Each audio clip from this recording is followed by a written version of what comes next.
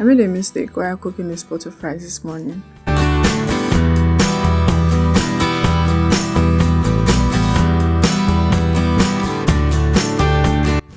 Watch this video to the end to find out what I did wrong and avoid it while cooking your own rice.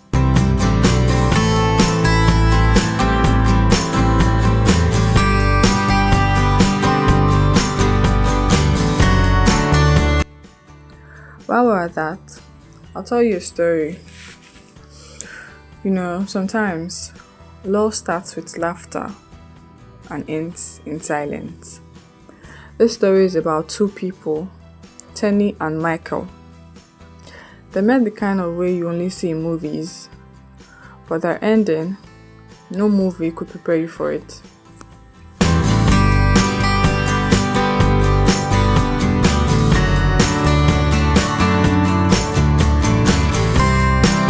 Tenny was 23, quiet, funny in her own soft way, and had this habit of laughing before she finished her own jokes. She had just started her youth service and rented a small apartment in Ikeja. Michael lived 2 buildings away, tall, calm, the type that never raised his voice, but somehow always got people to listen. They met at a friend's birthday, one of those gatherings where everyone's pretending to have fun but secretly just scrolling on their phones. Except these two actually talked. They talked about school, about bad traffic, about the kind of dreams that sound impossible until they come true. By the end of that night, she was smiling in a way she hadn't in months. And he already knew he'd fallen.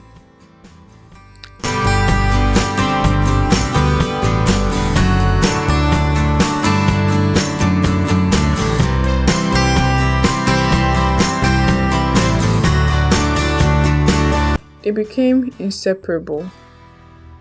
Every evening after work, they would walk to that little suya spot beside the junction.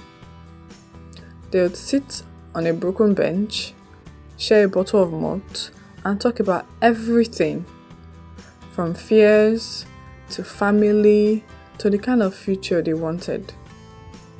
It wasn't perfect, but it was real. They fought, they laughed, they made up. Tenny's friends used to tease her. You don't go love, oh.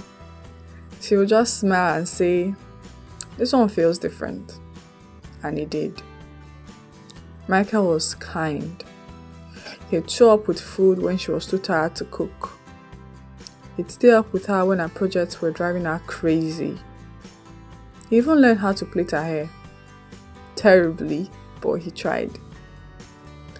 Their love grew like something planted on a good soil, until life started watering it with something else, something darker.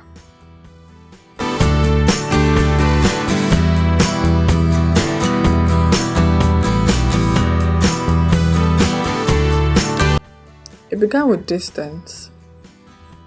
Not the kind that comes from miles, but the one that comes from silence. Michael got a new job, better pay, better title, but it also meant longer hours, more stress, more pressure. He became quieter, distracted. Sometimes he would miss her calls and send short messages like, busy right now, talk later. At first, Tenny understood. She told herself it was just work. But the laughter they once shared slowly disappeared. Conversations became short, smiles became forced. Then came the small arguments. Nothing serious, just the type that sits heavy in your chest long after it ends. He would forget dates. She would overthink. He would get defensive. She would cry alone.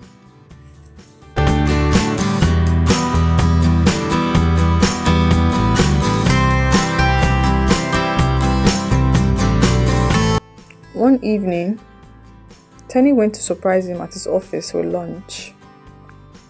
She walked in smiling, carrying a small cooler of jollof rice.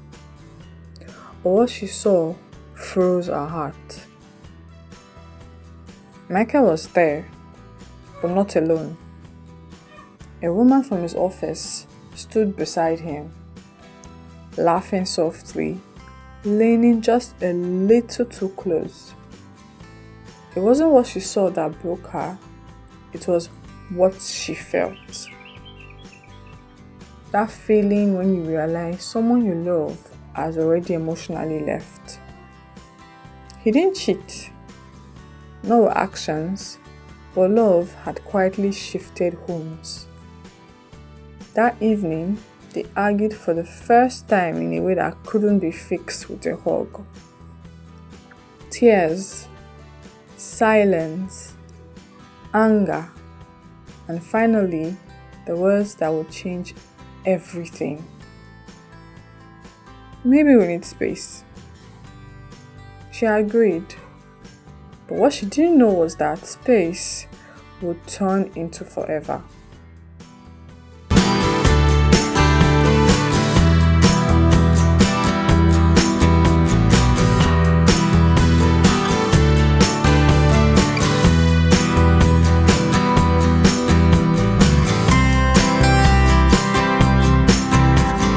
Days turned to weeks. Weeks turned to months. Tenny tried to move on, but her heart wouldn't listen. She would still pass by a street hoping to bump into him. She would scroll through old chats, reread his jokes, and cry until she fell asleep. Michael reached out a few times, but his messages always ended with, "Hope you're good." No warmth, no promise. And slowly, she realized the man who once couldn't sleep without hearing her voice didn't even notice her silence anymore.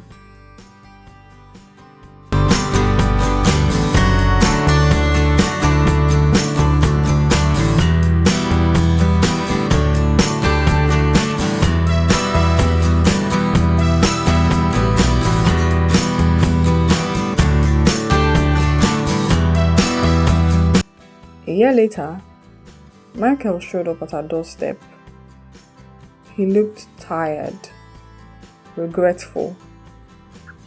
He said he missed her. He said he wanted to start again. But by then, it was too late. Tenny had learned how to survive without him. She still loved him. That never really ended. But she'd also learned that love alone isn't enough to keep two people together. They talked that night, cried a little, laughed at old memories, and said goodbye. For real this time.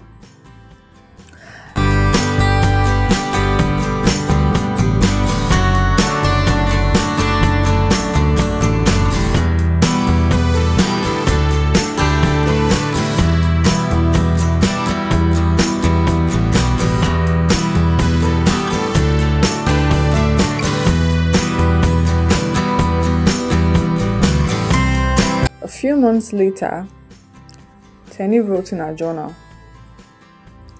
"Sometimes love doesn't die, it just runs out of places to stay."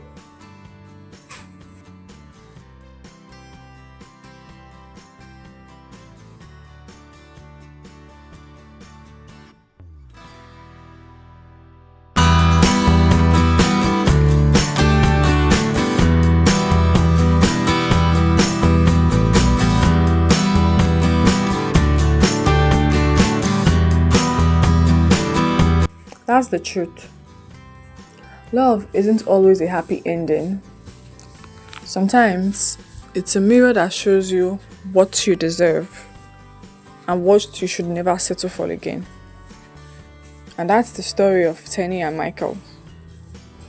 A love that started beautifully but ended quietly, painfully, and permanently.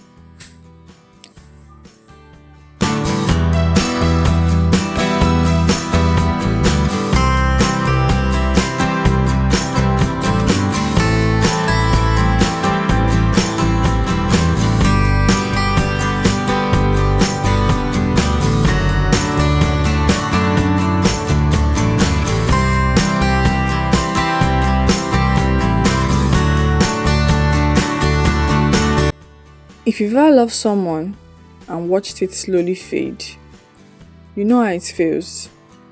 But remember, endings don't always mean loss. Sometimes they mean freedom.